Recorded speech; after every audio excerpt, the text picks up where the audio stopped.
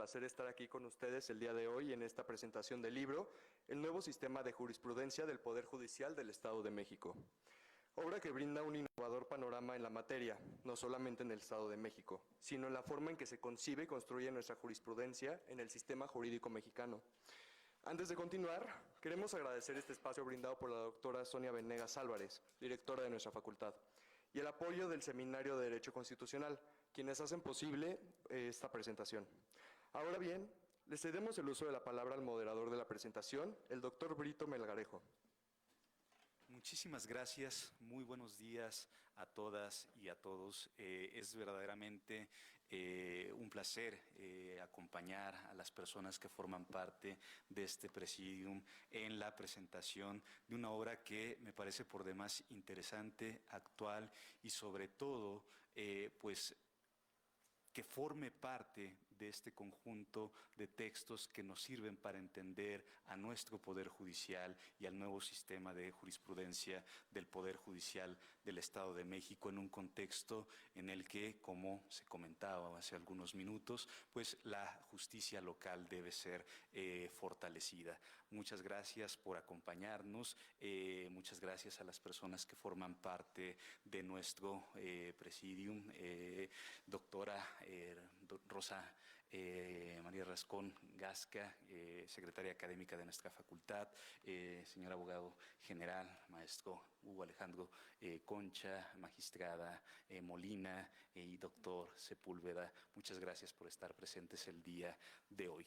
Vamos a comenzar con el saludo de la doctora Rascón a nombre de nuestra directora, la doctora Sonia Venegas Álvarez, a quien agradecemos también, como se ha dicho, las facilidades que ha dado para la organización de esta actividad académica.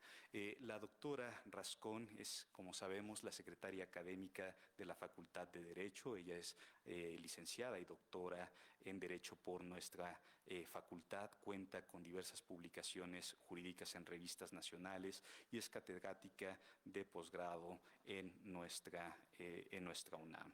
Es también profesora en la Facultad de Derecho a nivel licenciatura, impartiendo cursos de Derecho Administrativo, Patrimonio del Estado y los bienes del Estado, así como de Derechos Civiles, Políticos y Sociales de grupos vulnerables y de las mujeres. Muchas gracias por acompañarnos, doctora. Le doy el uso de la voz.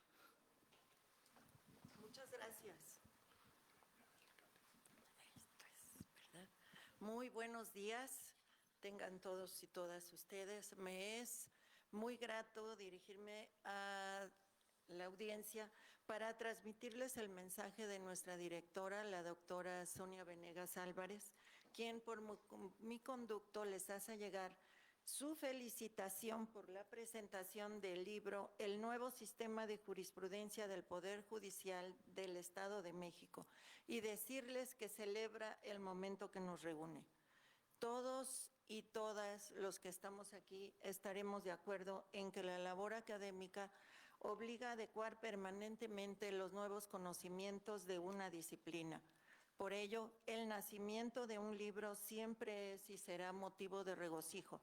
Máxime si se trata de una obra como esta, en cuya composición se observa la pluma talentosa de 15 destacados profesionales docentes, investigadores y operadores jurídicos, coordinados sabiamente por el doctor Ricardo Sepúlveda Híguines.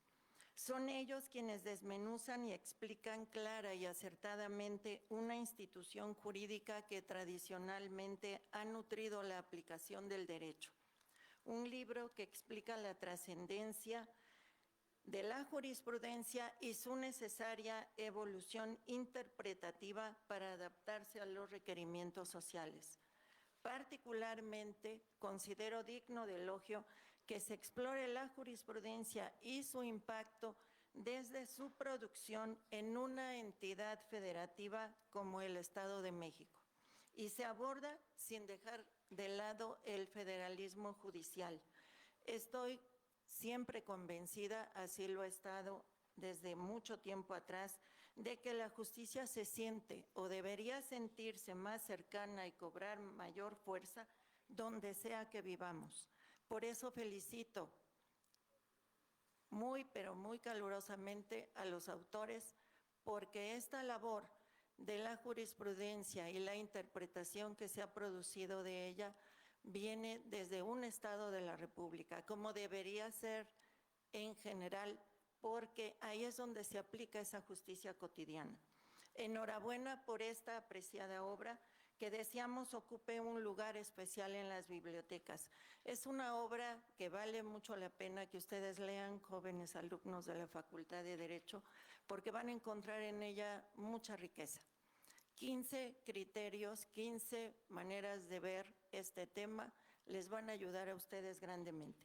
Reitero el reconocimiento de nuestra directora a todos y a todas las autoras y los autores que no menciono en este momento porque son 15 y no quiero robar el tiempo que corresponde a los comentaristas. Muchísimas gracias.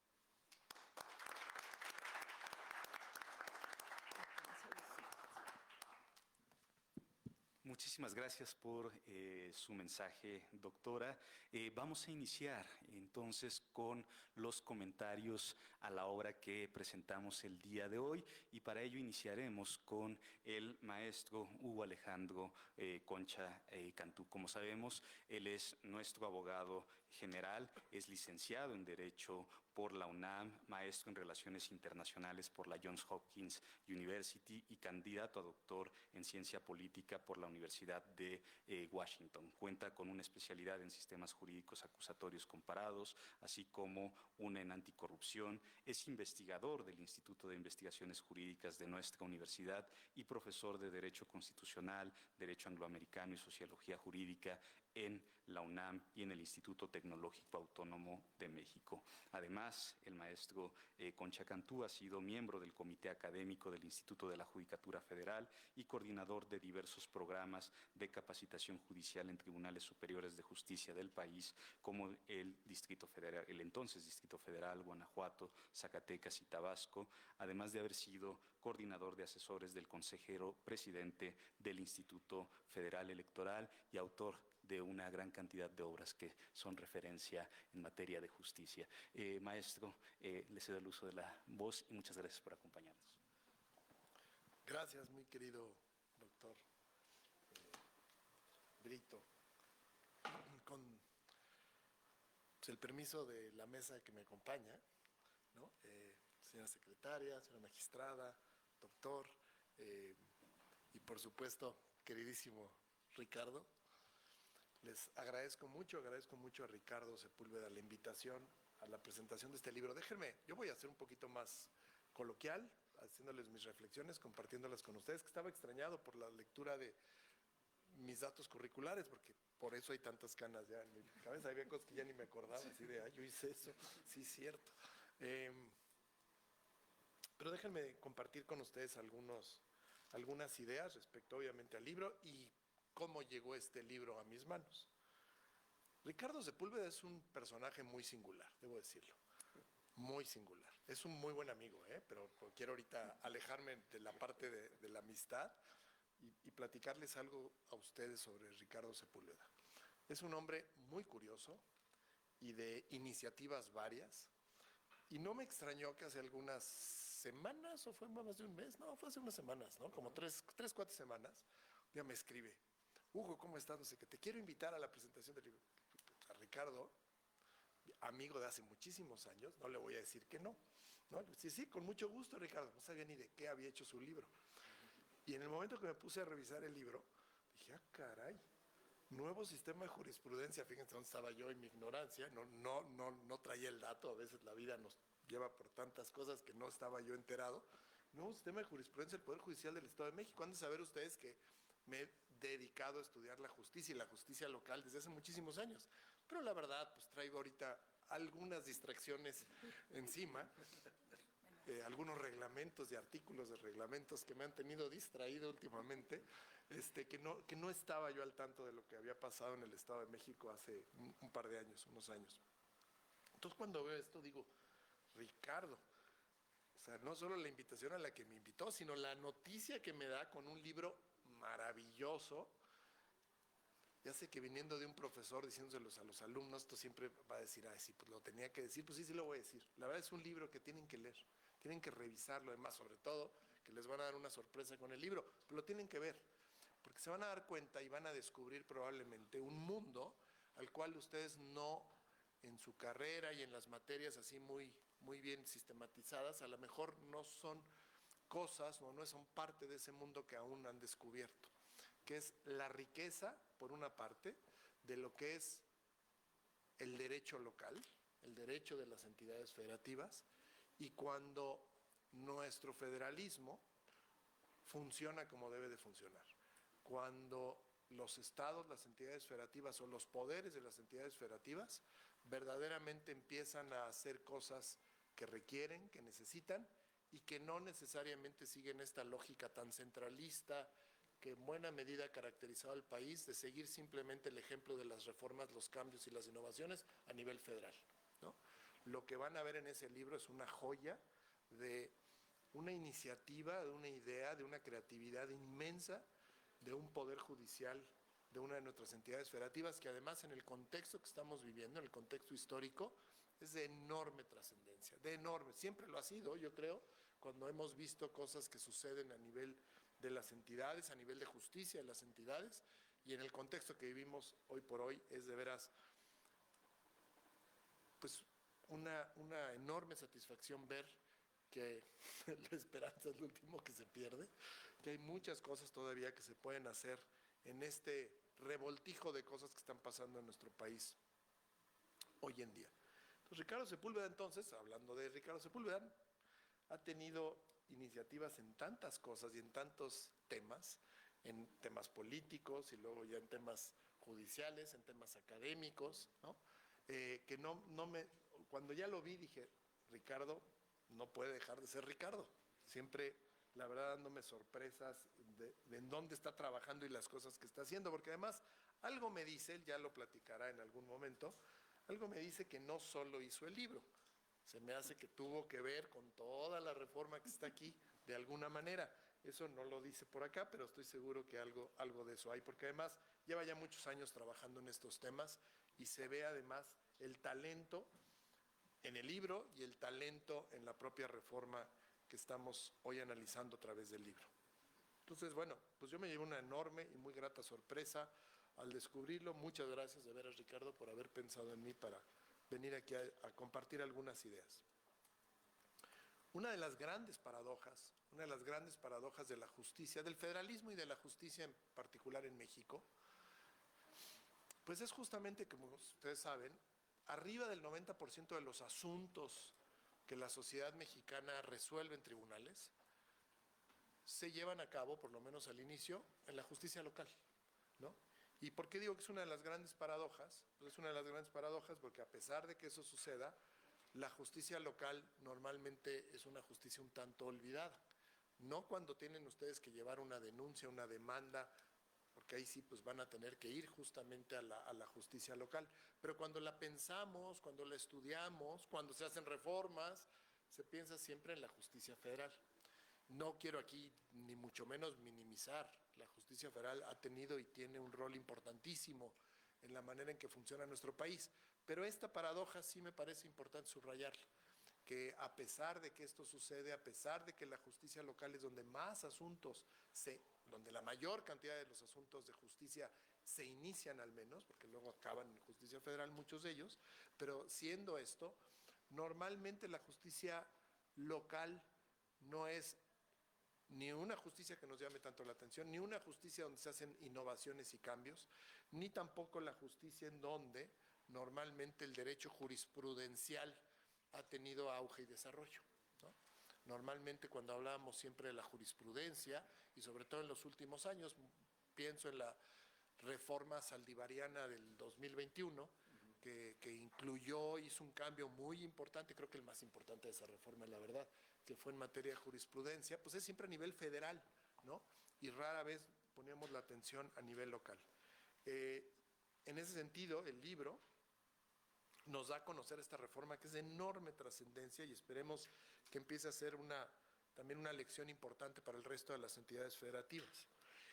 podría parecer, lo que nos va a platicar este libro, un asunto técnico, un asunto así como que ya muy sofisticado, que veo claramente que una alumna o un alumno de Derecho pudiera decir, ay, bueno, eso si trabajas en el Poder Judicial del Estado de México, pero la verdad es que no.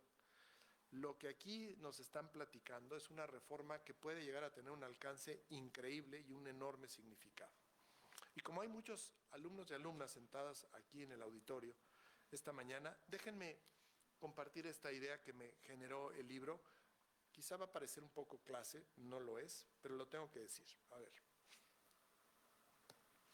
El derecho jurisprudencial, un derecho que ha ido cobrando cada vez más importancia en México, es una forma de ver la sociedad de manera muy particular, diferente claramente al derecho codificado, a la lógica y a la perspectiva de donde se basa en nuestro derecho más importante, que es un derecho escrito, un derecho codificado.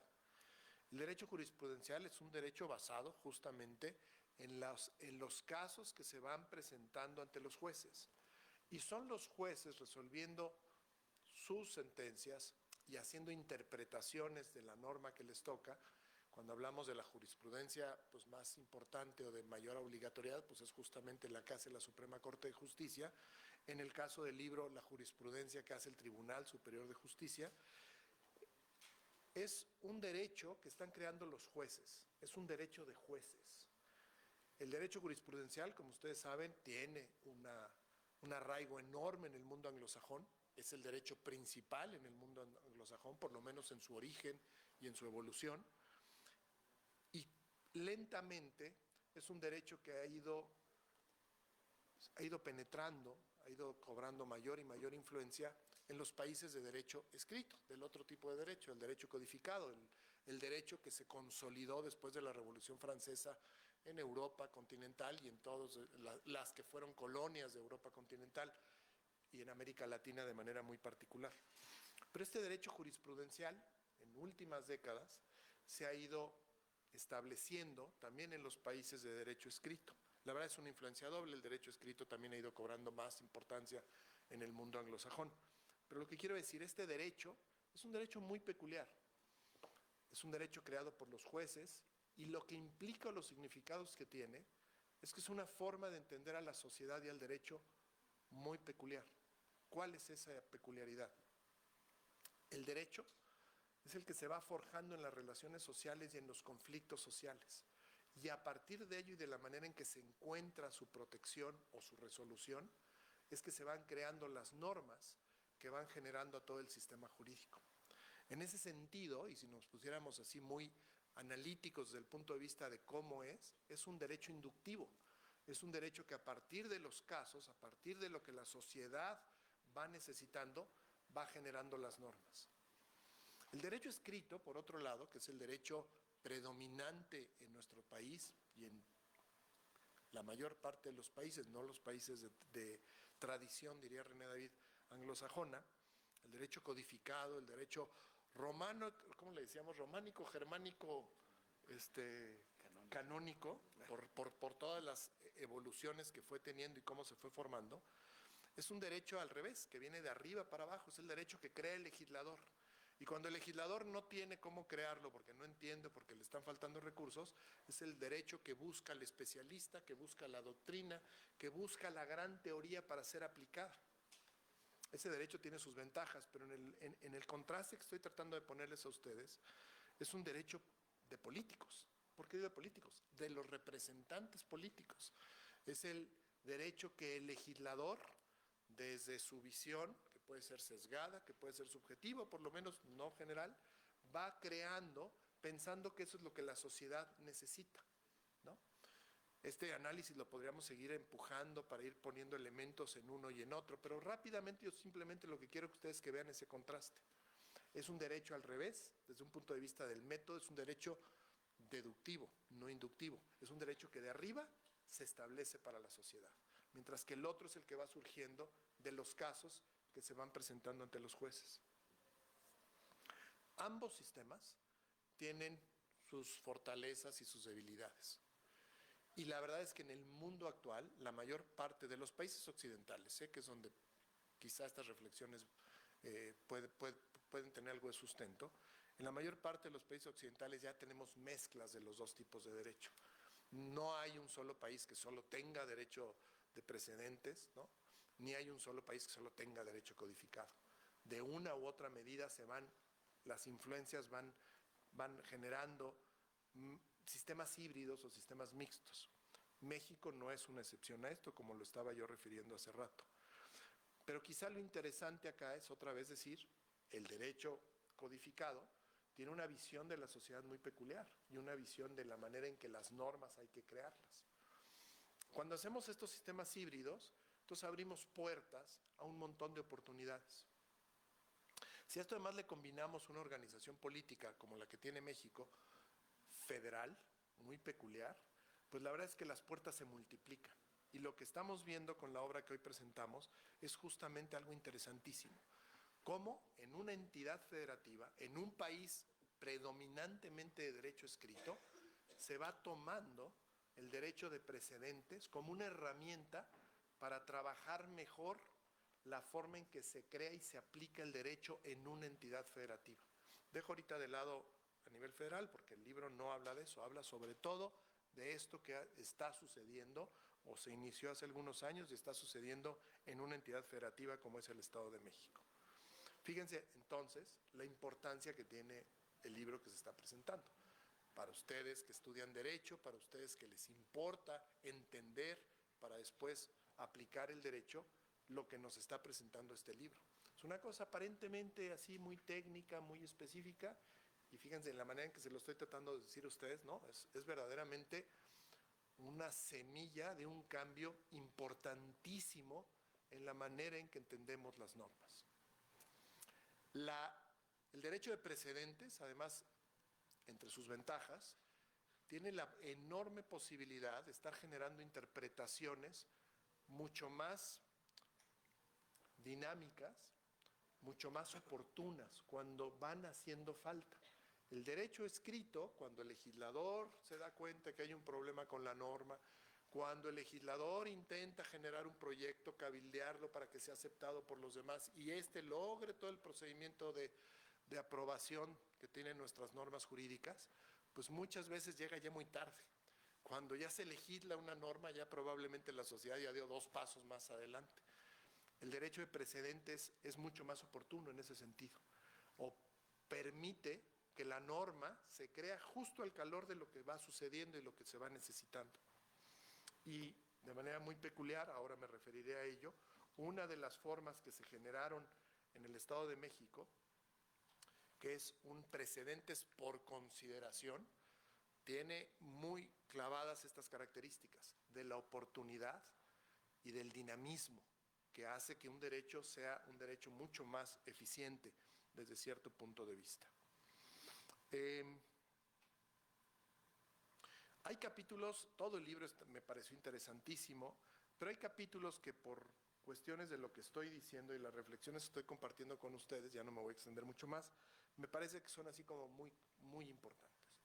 Hay obviamente de Manuel González Oropeza, un muy queridísimo maestro, colega, ya no está en jurídica, está en Jalisco, entiendo, ¿verdad?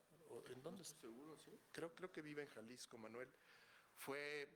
Ha tenido además cargos muy importantes, fue magistrado de la Sala Superior del Tribunal Electoral, del Poder Judicial de la Federación, pero Manuel González Oropeza estudió el federalismo en sus orígenes, tiene obras muy importantes, y la contribución que da para el libro es de lo más interesante, porque habla justamente de la importancia que él ve en esta jurisprudencia en la impartición de justicia en el Estado de México.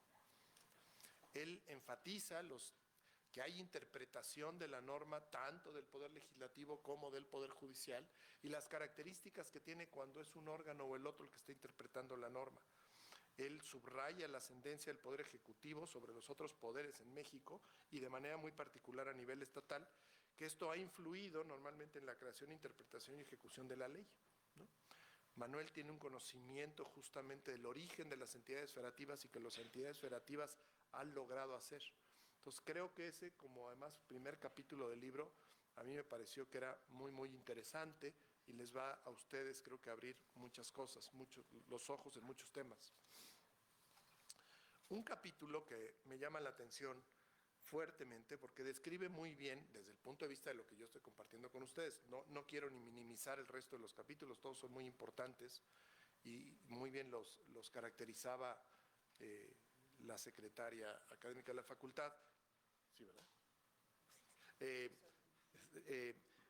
Lo decía muy bien cuando decía que había 15 destacados autores, la verdad es que todos sí valen muchísimo la pena, pero el capítulo 8 me llamó mucho la atención, escrito por Michel Rolla Negrete Cárdenas. Es un capítulo que critica esta reforma de jurisprudencia del Estado de México en el contexto del Sistema Nacional de Justicia, particularmente tras la reforma a la que yo aludía en 2021, porque señala que aunque la reforma federal dejó intactas facultades de las entidades federativas para tener sus propios sistemas de jurisprudencia, la mayoría de los estados han replicado el modelo federal, que es nada más la jurisprudencia por reiteración. La reforma en el Estado de México, y lo subraya el autor, establece un modelo propio de precedentes judiciales, busca reivindicar el valor de la función jurisdiccional local al hacer justamente una innovación de este tipo. Él va a describir, creo que de manera muy clara, el sistema de jurisprudencia del Estado de México anterior a la reforma, que se basaba en la reiteración y en la contradicción de tesis, y luego cómo a partir de esta reforma, el nuevo sistema introduce órganos colegiados regionales para la formación de jurisprudencia, establece esta jurisprudencia por precedentes con alcances regionales y generales, implementa la figura del precedente por consideración, ahora hablaré un poquito más de esa, crea un sistema especializado en materia constitucional e indígena, simplifica la reiteración, actualiza las reglas de interrupción y moderniza la compilación y difusión de la jurisprudencia. Habla además a las limitaciones institucionales, critica la deficiente implementación de los mecanismos de consulta de la jurisprudencia mexiquense, que dificulta su accesibilidad y observancia. Y eso me parece que es un punto clave cuando hablamos del derecho por precedentes, de los criterios de interpretación, cuando uno de sus obstáculos más importantes es que los juzgadores, que las autoridades y en última instancia que la sociedad conozca los precedentes que se van creando. Yo desde que era estudiante y tiempo después pensaba, a ver, es muy importante la jurisprudencia de la Corte, ¿no? Pero yo decía, pero ¿de qué manera la jurisprudencia logran los abogados que litigan conocerla al detalle? Sobre todo cuando hay tantas tesis y tantas jurisprudencias, pensando en la nivel federal, para que los abogados realmente lo puedan utilizar. ¿Cómo? Hay un problema ahí de difusión y de conocimiento. Olvídense ya de otra cosa mucho más técnica. En la universidad, decirles que una de las responsabilidades enormes que tengo es emitir criterios de interpretación cuando la normatividad universitaria tiene lagunas o tiene alguna contradicción. Y ahí en este mundo que es la UNAM, un mundo nada que ver con una entidad federativa, mucho menos con el país, yo me veo muchas veces con ese problema porque me hacen una consulta, emito un criterio de interpretación a un director, a una autoridad que me la hace. Luego, ¿cómo logro que ese criterio de interpretación, que a lo mejor tiene que ver, no sé, con cómo debe de llevarse a cabo un concurso de oposición o alguna cosa muy peculiar, cómo logro que el resto de las autoridades universitarias conozcan este criterio para que también lo apliquen? El tema de la difusión de los precedentes, de las resoluciones judiciales, es un problema no menor, es un problema enorme de conocimiento para que pueda ser aplicado. Y creo que ese capítulo del libro lo menciona y me gustó mucho que lo mencionara. Otro capítulo que me parece así muy, muy importante, ya voy a terminar, ya llevo mucho tiempo hablando, es el de Patricio Tiberio Sánchez, el capítulo 7, porque él sí se mete al detalle a platicarnos cómo funciona la jurisprudencia de precedentes por consideración, ¿no? La jurisprudencia de precedentes por consideración surge de la invocación de un criterio en otra resolución judicial y lo hacen las partes. Las partes justamente, y por eso se llaman por consideración, solicitan que se invoque una resolución judicial que ha sido emitida en una resolución. Y la resolución tiene ciertas características, tiene que ser firme, ya causó estado, debe tratarse una resolución dictada por un juicio distinto, no el que se está viendo dentro de la jurisdicción mexiquense. La invocación se efectúa bajo la consideración de que el criterio es aplicable al caso por resolver. El juzgador, a final del día, es quien va a decidir si la aplica o no. No tiene el deber de seguir el mismo criterio, pero si lo desecha, sí tiene que emitir consideraciones y razonamientos de por qué no está de acuerdo en aplicarla. El desechamiento es apelable y eso lo vuelve también muy interesante.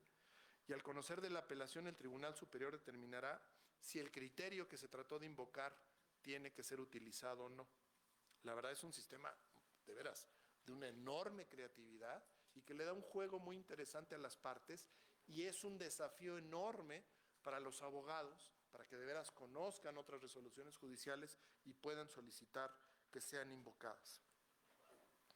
Me parece a mí que esto también implica retos muy interesantes y muy importantes, pero para eso es el juzgador el que lo va a decidir. Que una sentencia de otro tribunal sea aplicada en otro caso puede tener sus problemitas, ¿no?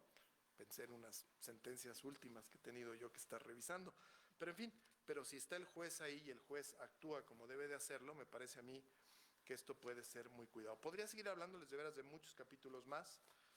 Creo de veras que hay muchas reflexiones que pueden surgir de la lectura de estos interesantísimos capítulos. Termino con un tema que en su capítulo, Ricardo Sepúlveda nos hace ver y dice, voy a leer el parrafito porque es muy interesante, dice, dentro de este reto cultural cabe advertir otro aspecto que resulta muy relevante y es el hecho de que el centralismo judicial al que hemos hecho referencia se ha vuelto un valor sobreentendido que limita sensiblemente la utilización de la jurisprudencia local.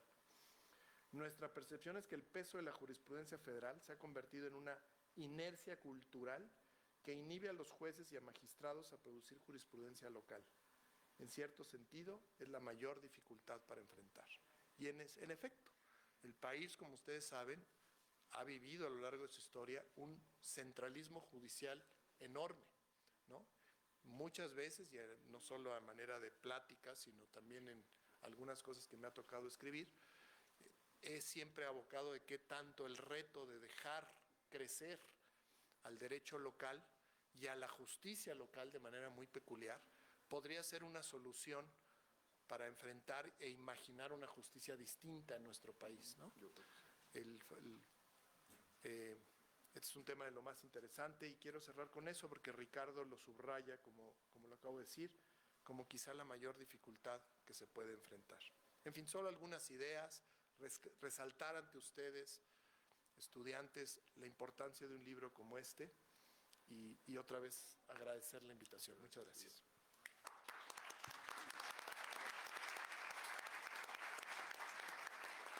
Muchísimas gracias, maestro Concha.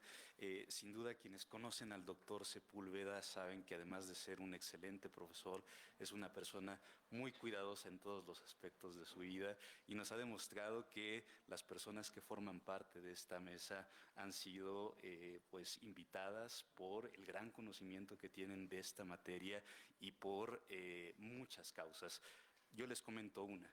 Cuando estaba de ese lado con ustedes, pues había un muy joven investigador en el Instituto de Investigaciones Jurídicas, que era el maestro Hugo Concha, mientras yo hacía mi servicio social por allá. Y desde ese tiempo, el maestro Concha ya hablaba de estos temas, ya se ocupaba del estudio de la justicia, y lo que, con su intervención me queda claro que pues ha seguido muy interesado y que a pesar de todo el trabajo que tiene en la abogacía, pues es muy generoso y pues ha compartido con ustedes algunas reflexiones. Espero que, pues estoy seguro, mejor dicho, que como a mí en su momento me inspiraron esos grandes académicos de nuestra facultad, pues también las personas que intervienen en esa mesa podrán tocar fibras sensibles en ustedes. Muchas gracias, abogado general. Y pues para seguir con eso también tenemos aquí a una gran profesora de pues nuestra facultad, la magistrada María Emilia Molina de la Puente, quien es presidenta de la Asociación Mexicana de Juzgadoras AC, licenciada en Derecho por la Universidad Panamericana de Guadalajara, especialista en Derecho de las Sociedades Mercantiles y en Derecho Constitucional y Amparo, además de especialista en Derecho Procesal Civil y Mercantil por la Universidad Panamericana. Ella tiene una gran carrera en la judicatura, en el Poder Judicial. Ha sido oficial judicial, actuaria judicial, jueza de distrito en materia administrativa y del trabajo, en diversos estados en distintos circuitos. Desde 2020 es magistrada además de circuito y es docente en la Universidad Autónoma de Guadalajara, en la Universidad Tecnológica de Guadalajara, en nuestra universidad, así como en la Universidad de Guadalajara, La Mar, impartiendo los cursos de jurisprudencia administrativa, amparo agrario y derecho constitucional, además de, lo digo con conocimiento de causa, una gran representante de nuestra judicatura y una persona muy conocedora de este tipo de temas. Por favor, magistrada, tiene usted el uso de la voz. Sí, gracias. Muchas gracias. Buenos días a todas y a todos. Es para mí un verdadero honor estar en esta máxima casa de estudios compartiendo esta mesa con personalidades como las que hoy están aquí, así como con uno de mis profesores más queridos y admirados, el doctor Ricardo Sepúlveda. Agradezco pues la oportunidad, la presencia de ustedes y sobre todo celebro el motivo que nos convoca. Permítanme compartir con ustedes algunas reflexiones sobre una obra que considero no solo relevante, sino profundamente necesaria en el contexto actual del derecho mexicano. Me refiero, por supuesto, al libro del nuevo sistema de jurisprudencia del Poder Judicial del Estado de México, coordinado por el doctor Sepúlveda. Y permítanme que estas reflexiones sean desde mi experiencia como magistrada federal y participante en la generación de jurisprudencia, si bien es cierto federal, y esto difiere un poco, desde los tribunales colegiados en los que he integrado, como desde el pleno regional, uno de los primeros plenos regionales que nacieron a partir de la reforma a la que hizo referencia el maestro Hugo, en el 2021, en donde generábamos la jurisprudencia por contradicción de criterios. Y esta experiencia, si bien en el ámbito federal, y coincido, ahora podré hacer algunas reflexiones al respecto al centralismo de la justicia en sí misma, pero también de la jurisprudencia, lo que sí me ha llevado es al pleno convencimiento y convicción, por casi 30 años tengo en la judicatura, de la importantísima labor que desde la judicatura se hace para la vida social y la importantísima trascendencia que tiene la jurisprudencia no solo para la resolución de asuntos, sino para la construcción de una cultura jurídica y una nueva sociedad. Porque por ahí alguna colega jueza en España, me parece que está ella, decía que la igualdad y el respeto a los derechos humanos lo vamos a construir a sentenciazos. Entonces, lo que es cierto es que la labor de las personas juzgadoras, sobre todo de aquellos órganos donde se generan jurisprudencia, es absolutamente trascendente porque tiene el gran reto o de hacer permanentes las desigualdades y las injusticias o de hacer cambios trascendentes para la sociedad en donde se destruyan estas injusticias y se generen nuevos paradigmas que luego pueden ser llevados efectivamente a la legislación escrita. Entonces, desde esta experiencia, puedo compartirles que esta publicación surge, además, en un momento clave, cuando el país está inmerso en un proceso de transformación profunda del sistema judicial, donde el acceso efectivo a la justicia y la consolidación de un Estado de Derecho incluyente y confiable se ven seriamente atacados, al mismo tiempo que se han vuelto demandas totalmente reales y urgentes de la sociedad. Este libro se inserta con claridad dentro de esa lógica y nos plantea una reforma estructural para pasar de una lógica jurisprudencial tradicional, centralizada y fundamentalmente repetitiva, a una lógica moderna, abierta, dialógica, donde los tribunales locales tienen voz, criterio y responsabilidad. Margadán señala que la fuente más importante del derecho romano, la jurisprudencia, comenzó a desarrollarse a principios del siglo II a.C. Ulpiano define la jurisprudencia como el conocimiento de las cosas divinas y humanas y ciencia de lo justo y de lo injusto. Saturnino Suero Alba señala que desde el punto de vista gramatical, la palabra jurisprudencia viene del latín jurisprudentia, que alude a la prudencia del derecho. Y podríamos seguir con definiciones y definiciones, pero creo que no tendría caso porque precisamente este libro, coordinado magistralmente por el doctor Sepúlveda, parte de la concepción de la jurisprudencia como una herramienta fundamental para el acceso a la justicia y los distintos derechos derivados de ese derecho humano, que se erige como instrumento para la protección y garantía de todos los demás. El doctor Sepúlveda es responsable de que varias generaciones, pero me referiré específicamente a aquella a la que yo pertenezco, discúlpenme pues el atrevimiento, pero es la verdad, nos apasionamos por el estudio del derecho y que hayamos encontrado en la protección constitucional de los derechos humanos y la función jurisdiccional un proyecto de vida. Y siempre lo he dicho, y cada vez que lo pueda lo seguiré diciendo porque estoy profundamente agradecida por haberme despertado ese amor por nuestro derecho constitucional y por la protección de las libertades fundamentales en nuestro país. Así que la coordinación de este trabajo, por quien ha tenido una incidencia en la vida profesional de tantas y tantos, augura en sí misma el éxito de este recurso para operadores jurídicos, integrantes de la academia y personas juzgadoras, sobre todo en el contexto nacional en el que estamos inmersos. Esta obra representa una aportación fundamental para comprender la transformación reciente del sistema de precedentes judiciales en el ámbito local, una transformación que sin duda marca un antes y un después en la forma en que se imparte la justicia en las entidades federativas y especialmente como punta de lanza en el Estado de México. Muchas veces, cuando hablamos de jurisprudencia en México, inmediatamente pensamos en los criterios de la Suprema Corte de Justicia de la Nación, algunas veces también en los tribunales colegiados de circuito y casi nunca en los criterios de los plenos regionales que ya tienen algunos años, pero que no nos acordamos aún. Pero prácticamente nunca de la jurisprudencia local. Sin embargo, en un país con 32 entidades federativas, con realidades jurídicas distintas, con un déficit impresionante de órganos jurisdiccionales, tanto a nivel local como federal. A nivel federal, por ejemplo, tenemos únicamente 1.6 personas juzgadoras por cada 100,000 habitantes. Es cada vez más evidente la necesidad de fortalecer la producción de criterios judiciales a nivel local. La justicia que se imparte en los estados, y en particular en el Estado de México, es la más cercana a la ciudadanía. Es la de primer contacto y, sin duda, la que debe ser más eficaz.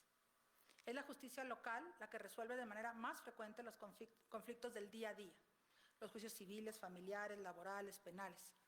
Y por eso resulta vital que esa justicia esté dotada de herramientas de interpretación propias, sólidas, sistemáticas, que aporten certeza jurídica, pero también equidad y sensibilidad contextual. La jurisprudencia local cumple exactamente esa función. Y el libro que hoy nos convoca la aborda con profundidad, rigor y una perspectiva innovadora. Resulta relevante hablar de jurisprudencia local, sobre todo porque en un país federal como el nuestro, además con la implementación de la reforma judicial donde el acceso a la justicia se encuentra en riesgo y por tanto debemos buscar todas las herramientas para que realmente sea un derecho efectivo en cada rincón del territorio, los tribunales estatales no pueden seguir siendo solo aplicadores automáticos del derecho. Necesitamos personas juzgadoras que interpreten, que generen criterios y contribuyan efectivamente a la evolución del sistema jurídico. Esto es precisamente lo que plantea esta obra. Este libro no es un tratado aislado, sino, como se ha dicho, una obra colectiva, escrita por integrantes destacados de la academia, personas juzgadoras y operadores jurídicos, especialistas todos, en la que se reflexiona sobre las dimensiones teóricas y prácticas del nuevo sistema de jurisprudencia en el Estado de México y el papel que debe tener la jurisprudencia local en un modelo judicial moderno. La obra está estructurada en varios capítulos, también como ya lo han mencionado, cada uno abordando distintos aspectos, desde la evolución normativa del sistema jurisprudencial mexiquense, los fundamentos filosóficos jurídicos del precedente hasta los desafíos normativos, pedagógicos y técnicos de su implementación. Entre los autores encontramos nombres como Manuel González Oropesa, Erika Castillo Vega, Mario Eduardo Navarro Cabral, Ricardo Sodi Cuellar, Jorge Alejandro Vázquez Calcedo y el propio Ricardo Sepúlveda, entre muchos otros.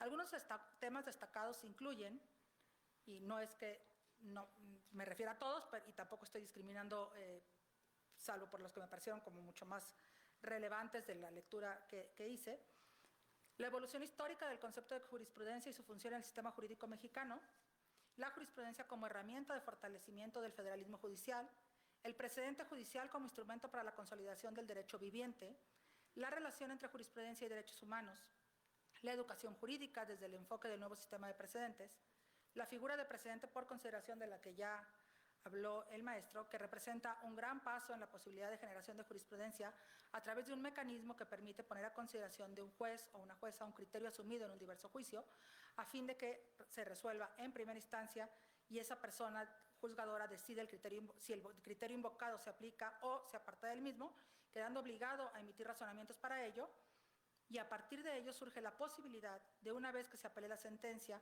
el Tribunal de Alzada determine el criterio que debe prevalecer y hacer del conocimiento del Pleno Regional para su eventual fijación como jurisprudencia por precedente. En suma, es una obra integral que no solo describe un modelo normativo, sino que invita a reflexionar sobre su aplicación práctica en el día a día de los tribunales. Me parece que uno de los aportes más valiosos es cómo se analiza el tránsito de un sistema tradicional rígido, basado en repetición de criterios, hacia uno más flexible y funcional, donde un solo precedente puede tener fuerza vinculante si está debidamente fundado y razonado. El énfasis que pone en la figura del precedente hace reflexionar sobre cómo el derecho no solo se encuentra en la ley escrita, sino también, y cada vez con más fuerza, en las decisiones judiciales, por lo que éstas deben ser especialmente bien argumentadas, claras y consistentes.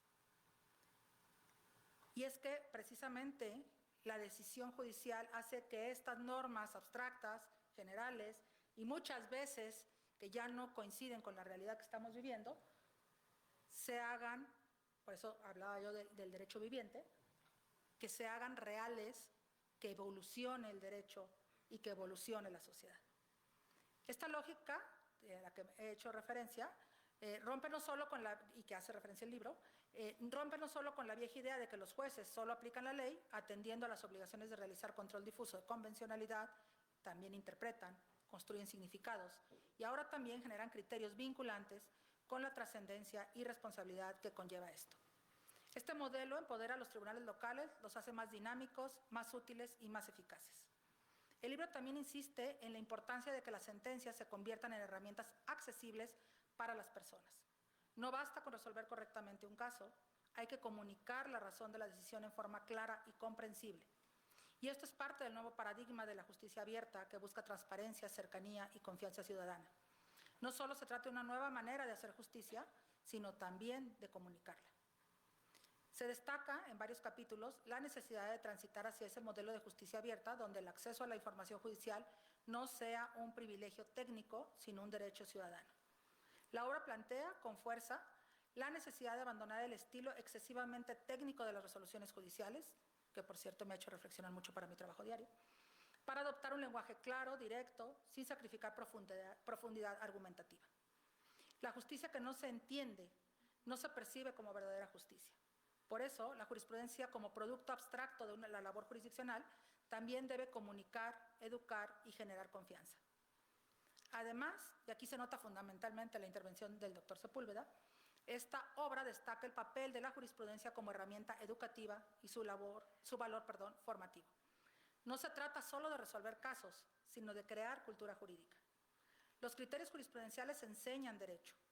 La jurisprudencia forma a las nuevas generaciones de abogados y abogadas, guía a las personas operadoras del sistema y orienta a las personas juzgadoras en la toma de decisiones. Por tanto, este libro invita a reflexionar sobre la trascendencia de la labor de las personas juzgadoras y sus decisiones. La enseñanza del derecho, como bien señala Lancy Muciño en su capítulo, no puede estar desconectada de la jurisprudencia. Al contrario, debe alimentarse de ella, pues es en sí misma un puente entre el derecho como norma y el derecho como experiencia viva. Pero hay una dimensión más profunda y urgente que debemos destacar. La jurisprudencia local es hoy una herramienta imprescindible para ejercer el control difuso de convencionalidad. Desde la reforma constitucional en materia de derechos humanos de 2011 y bajo la doctrina de la Corte Interamericana de Derechos Humanos, todas las personas juzgadoras del país, federales y locales, tenemos la obligación de inaplicar normas internas contrarias a los estándares internacionales de derechos humanos. Esto significa que la función jurisdiccional local no solo está autorizada, sino obligada a actuar como barrera frente a leyes injustas, regresivas o contrarias al estándar internacional. Y para que eso ocurra de manera efectiva, necesitamos un sistema local de jurisprudencia sólido, autónomo, capaz de argumentar con base en la Constitución y los tratados internacionales. La producción de criterios locales propios con fundamento y perspectiva en derechos humanos y con fuerza vinculante es parte del blindaje institucional de nuestra democracia. Por eso, en un momento donde se implementa una reforma estructural a los poderes judiciales que fundamentalmente ataca al Poder Judicial de la Federación y que previsiblemente debilitará su independencia, es fundamental que no se trata solo de reconfigurar estructuras, sino de preservar la capacidad crítica de los jueces y juezas frente al poder político. Si los tribunales locales pierden su autonomía, si la jurisprudencia se vuelve una herramienta subordinada a mayorías políticas, perderemos también una de las principales defensas frente a los abusos de autoridad y la única forma de evitar la justicia por propia mano. La democracia no se protege solo en las urnas, se protege también en los tribunales, en los criterios que hacen valer la dignidad humana por encima de cualquier cálculo de poder. En suma, el nuevo sistema de jurisprudencia del Poder Judicial del Estado mexicano es un libro valiente, necesario y oportuno. Nos invita a repensar el papel de los tribunales locales, no como instancias menores, sino como actores esenciales de la construcción del Estado de Derecho. Una idea central, me parece, atraviesa todo el libro. Estamos frente a una nueva etapa del derecho mexicano, llena de retos y nuevos paradigmas. Una etapa en la que los tribunales locales no solo aplican, sino también crean y explican el derecho. Una etapa donde la jurisprudencia ya no es cosa exclusiva de la Federación, sino también de los estados. Esta obra es testimonio de ese cambio. Es un llamado a repensar el sistema judicial desde lo local, con seriedad, con método y con visión de futuro. Para cerrar, me gustaría dejar sobre la mesa una última reflexión. En estos tiempos de transformación, donde se discute e implementa la reestructuración de los poderes judiciales, debemos recordar que la justicia no es solo un servicio técnico, sino una columna vertebral de la democracia. Y en ese sentido, la jurisprudencia local se convierte en una herramienta de resistencia y de protección. Si perdemos un poder judicial estatal independiente, con capacidad de generar sus propios criterios, con absoluto respeto y entendimiento del federalismo, con autonomía frente a los poderes políticos, también perderemos esa defensa esencial. Más allá de lo técnico, esta obra nos recuerda que, sobre todo en los nuevos tiempos que amenazan con destruir la democracia, que una sentencia es una oportunidad de cambiar una vida y que un buen criterio jurisprudencial puede transformar una comunidad, es la oportunidad de construir una nueva y mejor sociedad. Este libro es un análisis técnico de calidad, pero también un llamado ético y democrático a fortalecer a las y los jueces locales, a proteger su voz y a consolidar un sistema judicial que no solo resuelva casos, sino que mantenga viva la promesa de justicia para todas y todos y sostenga la democracia desde sus cimientos. Mi invitación es a leer este libro, debatirlo, enseñarlo y sobre todo aplicarlo, porque el nuevo sistema de jurisprudencia del Estado de México no solo es una reforma normativa más enclavada en la reforma estructural más trascendental del Estado mexicano, es una oportunidad histórica para construir una justicia más humana, más cercana y más democrática, en el verdadero concepto de esta palabra. Muchas gracias.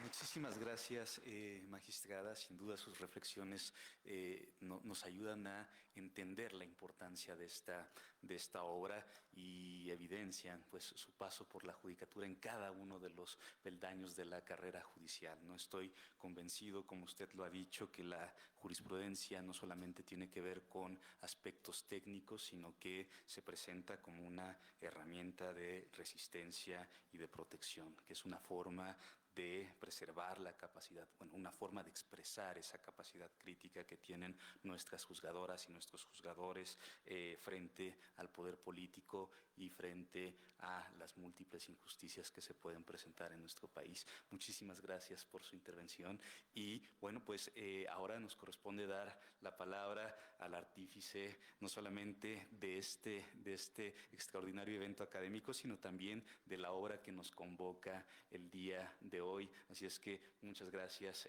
por esto, doctor, y pues es suyo el uso de la voz. Muchas gracias, querido doctor Brito.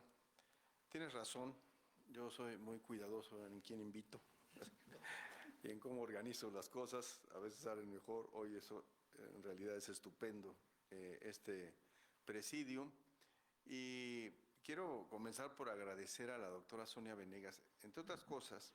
Yo recuerdo cuando, estando al frente del Semanario Judicial de la Federación, ella como secretaria general, era una impulsora constante de las jornadas que hacíamos aquí de jurisprudencia y sabía que evidentemente este evento, esta presentación iba a estar respaldada por ella totalmente, como lo es, y le agradezco mucho, designando, entre otras cosas, a nuestra secretaria académica, a la doctora Rosa Carmen Rascón. Muchas gracias por estar aquí, secretaria. Y efectivamente, sí reconozco en mi amigo Hugo Concha, pues un especialista que ha dado una batalla muy pertinaz, muy perseverante, de investigación, de propuesta en el tema de la justicia y en el tema de la jurisprudencia. No podías no estar aquí, máxime que no estás tan lejos como en otras ocasiones que te he invitado a otro estado, a lugares así, pero evidentemente es tu perfil y tu labor que has hecho, y que además te reconozco porque en medio de toda la chamba, toda la actividad de frenesí que tienes, mantienes esta vocación tuya hacia la investigación y hacia la justicia. Y pues qué decir no solo del talante como juzgadora, sino del compromiso como persona, y por lo tanto el reconocimiento y la admiración que tengo por la magistrada, mi amiga y alguna vez alumna, María Emilia Molina, que además ahora ha jugado un papel tan importante en un liderazgo porque este proceso tan complejo que hemos vivido sea un proceso que a la vez tenga todas las voces, ¿no? Y nos permita expresarnos y llegar a una solución a base precisamente de que hay un debate fuerte, abierto, como ella lo ha encabezado, especialmente en defensa de los derechos de las mujeres, que es muy importante en este contexto. Gracias, doctor Brito, porque con tu prestigio, pues moderando esta mesa, le das realce, y además como responsable del seminario, pues aquí encuadra perfecto esta presentación, te lo agradezco mucho. Pero también quiero hacer un agradecimiento y reconocimiento a las y los alumnos de mi grupo de jurisprudencia, porque ellos son los que organizaron este evento, ¿no? Aquí están presentes, y siempre creo que esa es la manera de que las cosas funcionen bien en una comunidad académica, cuando vienen desde las y los alumnos. Entonces, pues les agradezco mucho y sé que tienen un compromiso con su carrera y además con este tema, que es un tema sin duda de mucha novedad. Veo también profesoras, profesores, académicos de la comunidad, les agradezco mucho que nos acompañen. Está además una de las autoras del libro, la doctora Julieta Morales. Muchas gracias por estar aquí, sé que también está tu grupo. Bueno, pero un autor pues no va a hablar de su libro, pues ya se habló, y por lo tanto lo que quizá ustedes esperan que yo más bien les cuente por qué se hizo ese libro y qué dificultades tuvimos y un poco lo que hay detrás, como en el teatro, backstage, qué pasó detrás de esa manufactura o hechura del libro. Efectivamente, el libro no se hizo pues, para hacer un libro. El libro se hizo dentro de un proceso de impulsar un sistema de jurisprudencia a nivel local. Y para explicarles más o menos de qué trata el asunto, les voy a contar mi experiencia. Yo venía de dirigir hace unos 3 años el Semanario Judicial de la Federación, que más o menos, para que se den una idea, al mes publicamos como 40 tesis, publica el semanario, lo que implica entre tesis y jurisprudencias al mes alrededor de 7 tomos, ¿no? Unas 2,000 o 3,000 folios. Cuando yo salgo de la Suprema Corte y me invitan al Estado de México a justo implementar este sistema de jurisprudencia, pues yo estaba pensando, ¿no?, en cómo le íbamos a hacer para publicarlo y para organizar las jurisprudencias. Entonces llegué y lo primero que me encontré al asomarme a la jurisprudencia es que no se publicaban criterios. O sea, de aquella problemática del gran número, ahora el problema era que se publicaran criterios. Y ¿saben qué? Ese es el problema que tenemos, porque lo que aquí ya se ha dicho de la falta, de la necesidad de impulsar la jurisprudencia a nivel local, entre otras cosas, requiere que los propios tribunales y poderes judiciales locales se convenzan de ello y sepan cómo hacerlo.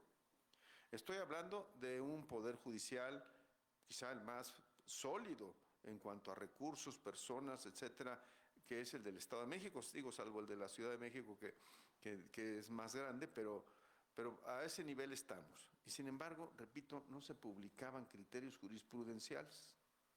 Esa fue mi primera sorpresa. Entonces me remangué las mangas, yo pensé que iba a trabajar de mi escritorio y tuve que irme a las regiones a hablar con los magistrados y magistradas y decir, ¿por qué no se publican y cómo le hacemos? La buena noticia es que hoy, después de 2 años de trabajo, hemos logrado ya la publicación de un prontuario de jurisprudencia donde hay alrededor de 50 criterios jurisprudenciales publicados el año pasado, y eso es un primer paso, ¿no? Evidentemente ahora hay que consolidar eso porque Roma no se construyó en un día y hay que ir consolidando estos procesos. Pero eso lo cuento un poco para que vean ustedes los retos. Si sacáramos una estadística, más o menos el 30% de las entidades federativas, lo partiríamos en 3, el 30% tiene un sistema de jurisprudencia funcional, no quiere decir que emitan muchos o pocos criterios, pero tiene un sistema de jurisprudencia que además se puede consultar, 30%. El resto o no tiene o no funciona.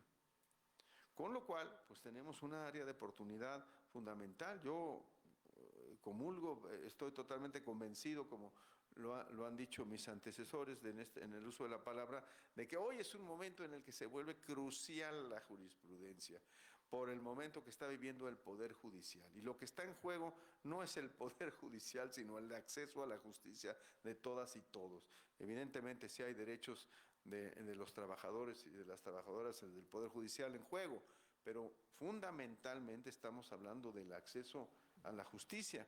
Entonces, bueno, creo que si me preguntan por qué se hizo el libro, pues dándoles este contexto, se darán cuenta de que lo que buscamos fue fortalecer ya no solamente el impulso de herramientas, los cambios legislativos, sino la reflexión, porque también, pues, el solo hacer cambios legislativos, si no van quedando como ideas y no va permeando en la conciencia de las y los juzgadores, yo estoy seguro que hoy en el Estado de México las magistradas y magistrados están convencidos de este tema.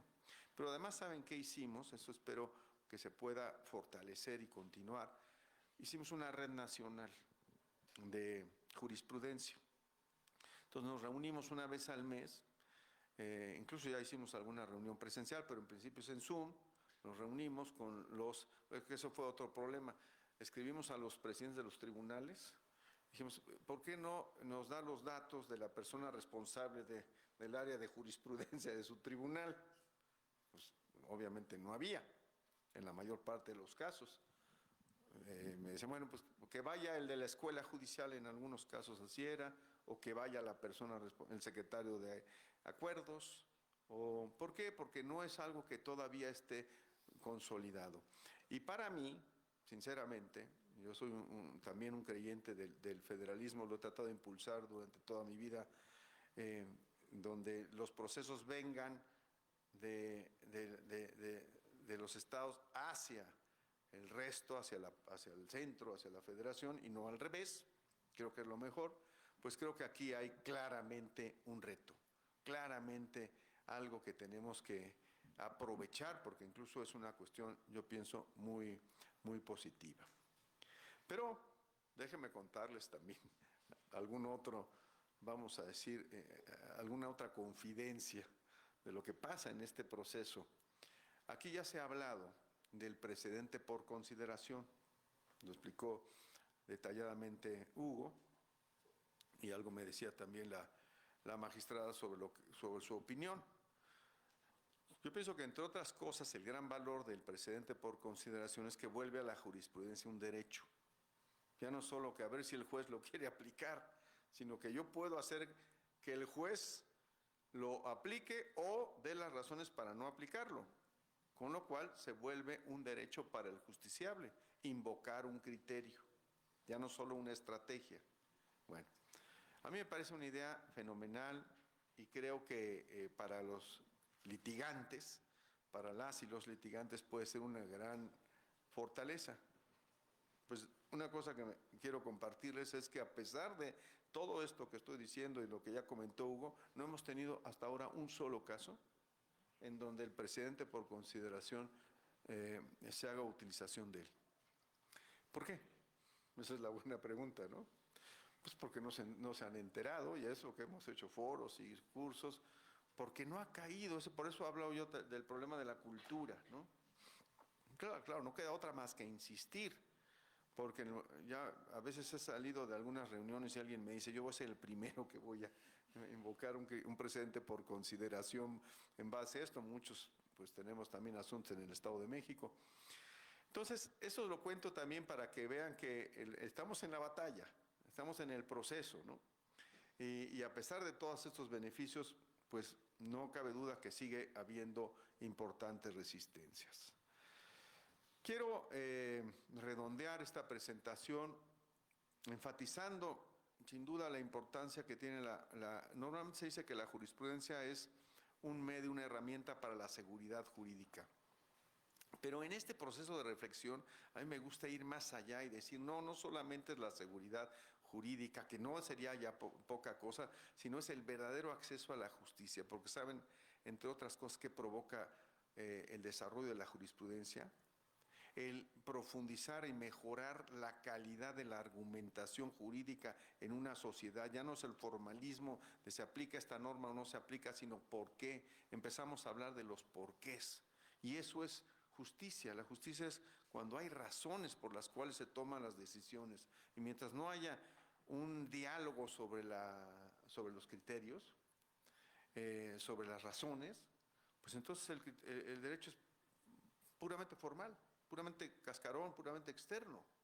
Por eso creo que lo que está en juego es lo más profundo, y lo comparto con quienes me antecedieron, que es el acceso a la justicia.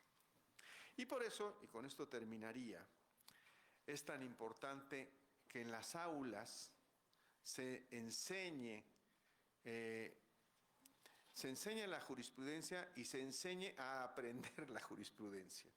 Porque no solamente es querer, ahora sí que hay que saber cómo hacerlo. ¿Cómo se puede enseñar el derecho desde la jurisprudencia de manera inductiva, como decía Hugo? ¿Solo citando criterios? Pues no. En realidad tienes que hacer todo un modelo de formación jurídica para que la jurisprudencia tenga un lugar, el lugar preponderante que le corresponde. Porque si no, lo que se vuelve es que en vez de citar artículos, cito tesis, pues es de lo mismo, ¿no? Quizás cierta ventaja, pero no, es analizar el derecho desde los casos y entender la argumentación. Por eso a mí me da mucho gusto ser profesor de la materia de jurisprudencia y control de convencionalidad.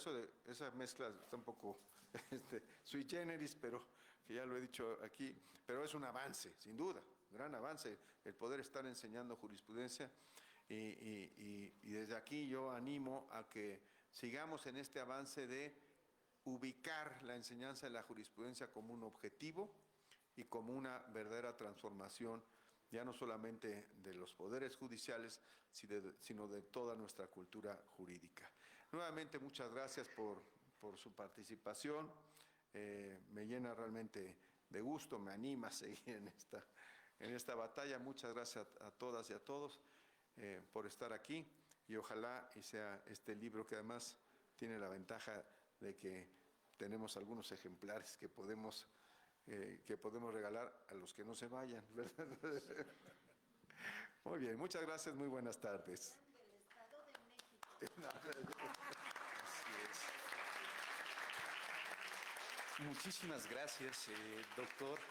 Dicen que no hay texto sin contexto y el contexto que ha compartido con nosotros creo que nos hace comprender mejor la importancia de esta obra, ¿no? Y nos deja claro que es urgente fortalecer los sistemas de justicia local, que no basta hacer cambios legislativos, sino que es necesario que las ideas permeen en las personas que son destinatarias de esas normas, y ustedes son fundamentalmente las personas que serán destinatarias de esas normas. Así es que creo que es una invitación que debemos aceptar a entrar en este debate, porque además el trabajo del doctor Sepúlveda y de las personas que han participado en esta obra nos demuestran que el trabajo académico no permanece solamente entre las paredes de un cubículo, sino que trasciende y puede contribuir en buena medida a mejorar nuestro sistema de justicia. Muchas gracias por ello, doctor. Y ahora damos la palabra a otra de las artífices de este evento para que nos explique una dinámica. Por favor. Muchas gracias. Una vez más, les agradecemos a todos los que están aquí presentes y que nos acompañan el día de hoy. Y bueno, antes de despedirnos, queremos invitarles a participar en una breve dinámica en la que, bueno, vamos a necesitar de 2 voluntarios que puedan expresarnos alguna inquietud, reflexión u opinión sobre el tema para obsequiarles un libro. Ahorita te van a pasar el micrófono. Oye, creo que son bastantes. Tú indícanos. Gracias. Bueno, yo considero que este sistema de precedentes... ¿Te puedes presentar, perdón, nada más? Bueno, buenas tardes. Mi nombre es Diego Vázquez, yo soy de 10º semestre. Yo creo que este sistema de precedentes es muy bueno que se esté incorporando en el sistema jurídico mexicano. Digo, ya se ha incorporado desde el texto constitucional, por ejemplo, ya la Corte lo está realizando, pero a nivel local que se esté implementando y que sea esta nueva dinámica para la resolución de casos me parece muy importante, porque yo sí le veo varios beneficios, sobre todo en materia de resolución de casos, y que de alguna forma también nuestro estudio del derecho se aplique más en ese sentido, ya dejar de lado, no es que no funcione, porque tal, claro, siempre hay que remitirnos al estudio de la ley, pero creo que estudiar un precedente es mucho más rico porque ese es el estudio de la ley aplicado al caso en concreto, y eso es estudiar la norma, pero también un criterio que quizás va a nutrirte a ti tu propio criterio jurídico. Entonces yo creo que es muy buen tema. Muchas gracias. Muchas gracias. Nuestra compañera, para uno.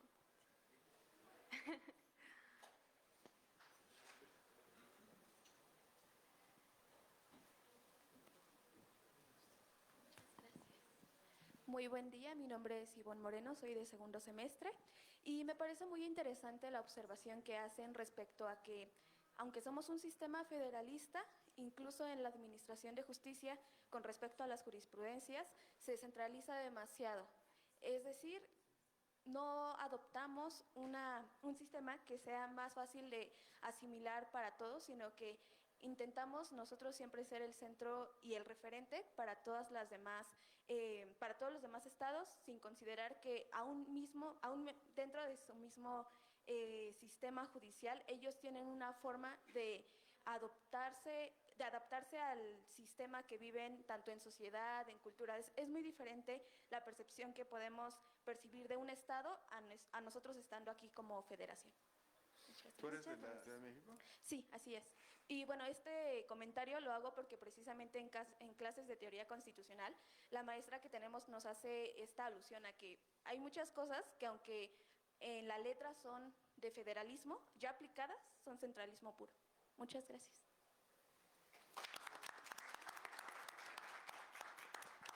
Le vamos a dar la palabra, creo que 2 compañeros más. Sí, aquí y atrás.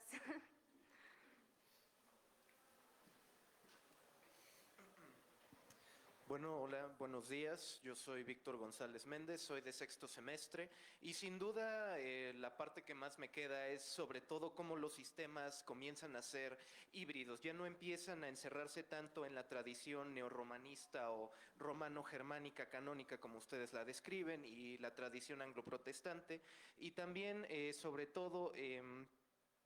sí, como ellos dicen, sobre la cuestión demasiado que es central y no tanto federal. Bueno, yo eso lo trato de pensar que es porque el federalismo, cuando se aplicó hace 2 siglos, fue un poco apresurado, sin no tanto centrarse en qué es lo que necesitaba un país que recientemente había sido se había emancipado de una corona y bueno, creo que yo me ha surgido una pregunta y es, ¿cuánto tiempo o más o menos, si puede ser real, si puede ser palpable que en el futuro este sistema de precedentes planteados en el libro y por lo que ustedes han comentado pueda llegar a ser una realidad en todas las demás entidades? Gracias.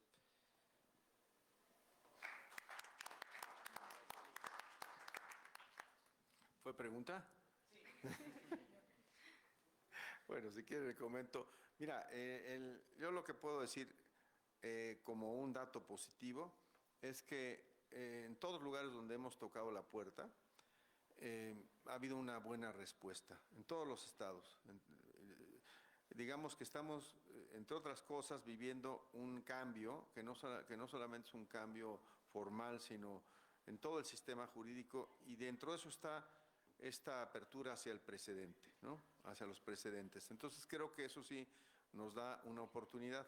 Ahora lo que queremos hacer es que desde la propia Comisión Nacional de Tribunales, que es el que aglutina a todos los tribunales locales, se genere un área que sea de jurisprudencia y ahí se le pueda dar institucionalidad a esta red que por ahora ha sido una red impulsada por el Estado de México, pero esto debe venir de un espacio más amplio.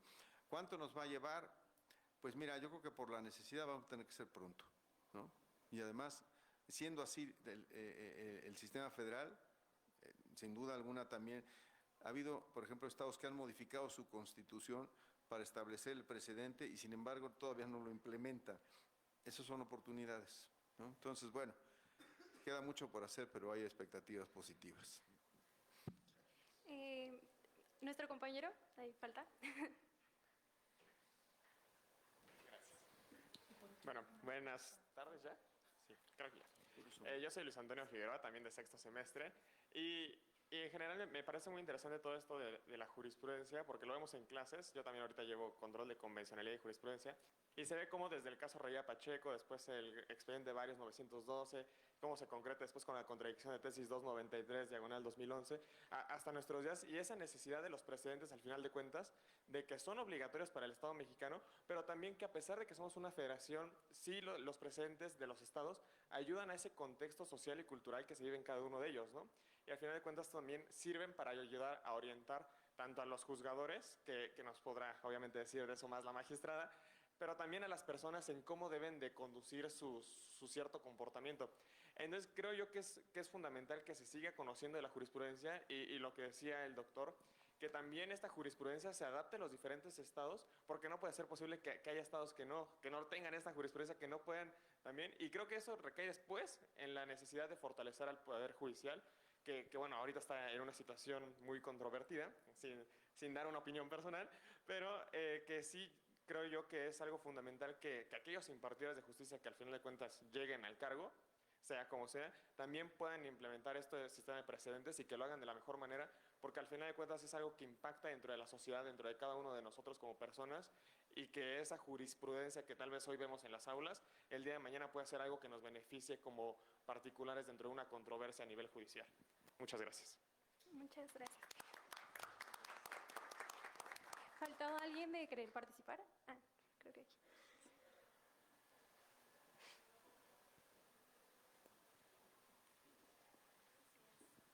Yo soy Aranza Lecanda, también soy de sexto semestre y solamente quiero como remarcar la importancia de todo. Bueno, en esencial lo del libro es sumamente importante porque justo como se mencionó, la jurisprudencia local es muy poco conocida. Siempre nos vamos como la jurisprudencia de la Corte, la jurisprudencia interamericana, pero no nos damos cuenta que al final la justicia local es la que más está cerca de la ciudadanía y es la que primero podemos accesar. Entonces, obviamente, el dar a conocer ese tipo de nuevos sistemas, porque aparte es un nuevo sistema que se está empezando a aplicar, y justo como lo mencionaba mi compañero, ¿cuánto puede tardar en llegar a toda la República? Lo cual yo creo que coincido con el doctor, tiene que ser ahora, porque cada vez la sociedad está avanzando, cada vez se necesita de nuevos precedentes que nos den como una guía de cómo resolver todo este tipo de casos.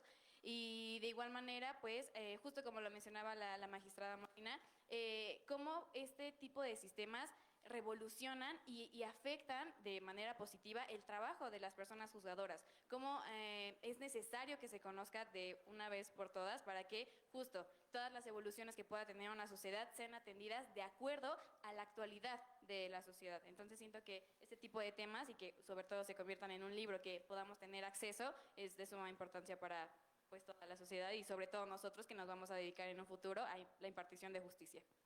Gracias. Muchas gracias por todas sus participaciones y también les recordamos que afuera de nuestra aula magna van a encontrar más ejemplares que se darán de forma gratuita. Adelante. Solo quiero comentar un par de cosas. Creo que el momento histórico que estamos viviendo tiene la gran trascendencia, como lo decía el doctor Sepúlveda, de que pusimos en la mesa de discusión el sistema de justicia. Y entonces eso provoca, porque hay obligación constitucional de hacer reformas constitucionales, donde se abre la oportunidad histórica para que también esto en todas las entidades federativas, es decir, no solamente se cambie el tema de forma de elección de personas juzgadoras, sino también la obligatoriedad de emitir cierto tipo de jurisprudencias y este sistema de precedentes. Pero hay otra cosa que quisiera yo nada más dejar rápido en la mesa. El tema de la jurisprudencia, de la obligatoriedad y la trascendencia, ciertamente la emisión es de las personas juzgadoras, quienes estemos en el cargo y en el momento en que sea, o sea, esto no es de 2025, pues es para siempre, pero no es solo de las personas juzgadoras. Y yo creo que eso es lo que tenemos que tener muy en el radar, que la jurisprudencia tiene que ser conocida, analizada, propuesta, generada por el resto de operadores jurídicos y por la propia sociedad. Si la sociedad no se da cuenta de que hay en la jurisprudencia, entonces seguimos dejando, como históricamente, no solo de manera central y en el federalismo, pero que le dejamos todo el paquete a las personas juzgadoras y entonces, es que el juez no lo aplicó, ¿no? Es que el juez no dijo. No, a ver, es que creo que esto es un trabajo y una responsabilidad social que tenemos que impulsar todos para que este gran esfuerzo que en este momento se está haciendo en el Estado de México, que lo está haciendo el doctor Sepúlveda de todo este conocimiento que tiene de tantas áreas y con esta inquietud que lo caracteriza, pues tenga frutos rápidos, porque además entre más rápido consigamos cambios mejores para la justicia, no va a ser para que estemos mejor quienes somos personas juzgadoras, no es para que estemos mejor los poderes judiciales, sino para que esté mejor la sociedad, y eso a las únicas personas que beneficia es a las y los integrantes de la sociedad, no a nadie más. Entonces yo creo que hay que empezar también a cambiarnos este chip de que esto no es solamente personas juzgadoras y que nos tiene que involucrar a todas y a todos desde el área que estemos. Y perdón porque me quise zafar de la responsabilidad única. Gracias.